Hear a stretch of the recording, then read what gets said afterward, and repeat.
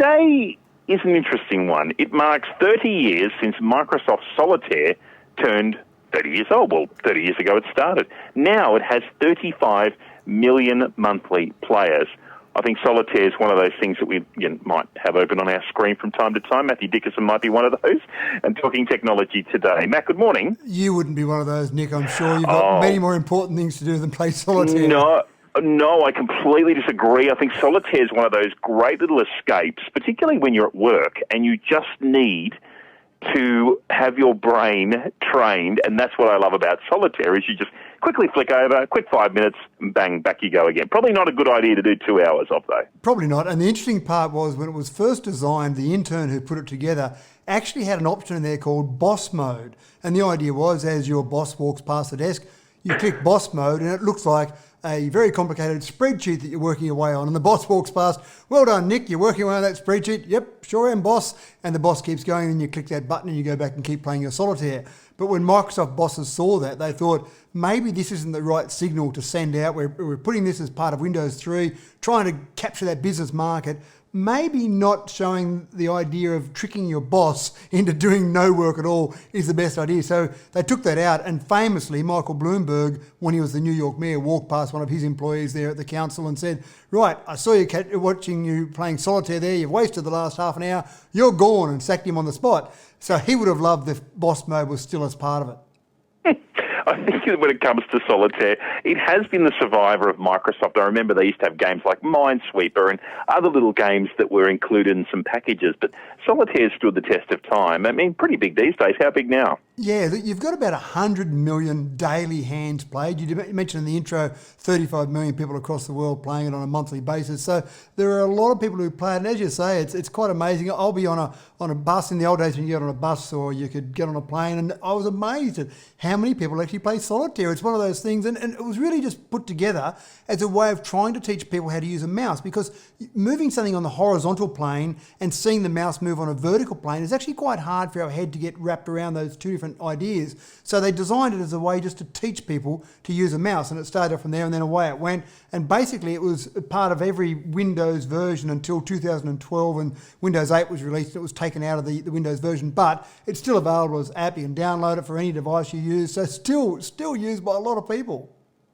No, look, it's one where if you are someone who plays it in the office, maybe not have a mirror behind you. That's usually the best way to think about it. Yeah, good point. Are you looking at your staff right now, Nick? Are you just checking what they're up to? No, they wouldn't dare. They wouldn't. I mean, just trying to lean over and look at the producer screen. Can't quite see. It looks like she's got the high score. Fantastic. A mega solar plant, 170,000 mirrors to generate heat for electricity, nearly as much as the International Space Station. What do we know about this one? Well, this is actually quite good. We know we've got some solar farms around Dubbo, around the region, and that's fantastic.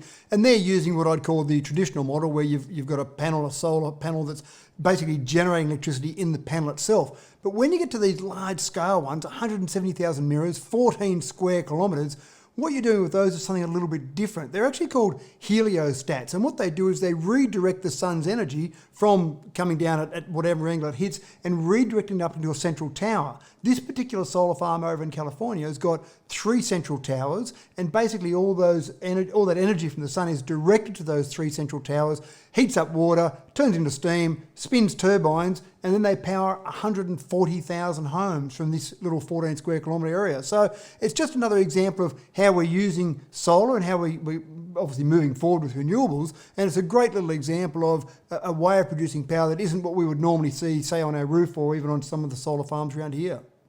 Are we seeing this more popular in the US than any other country?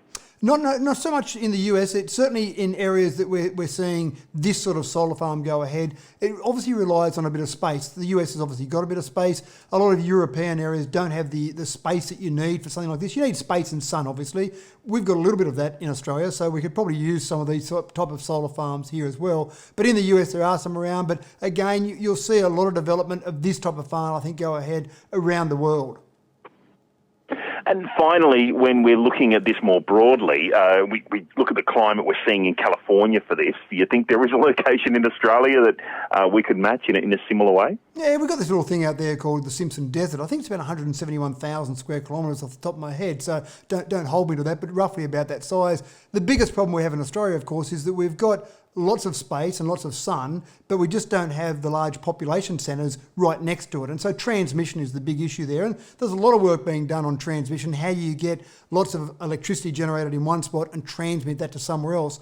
Obviously, when you look at somewhere like California, you've got some major population centres fairly close to the desert. So it's a bit easier for them to generate all this power and then transmit it in relative terms, a fairly short distance to get to where it's needed. But in Australia, sure, go out the middle of the Simpson, you could produce, in fact, I did the calculation a few years ago, and if we just had 900 square kilometres of solar farm in the middle of the desert, that would power Australia. The problem is producing it in the middle of the desert and getting it to the various population centres. That's where the real challenge is.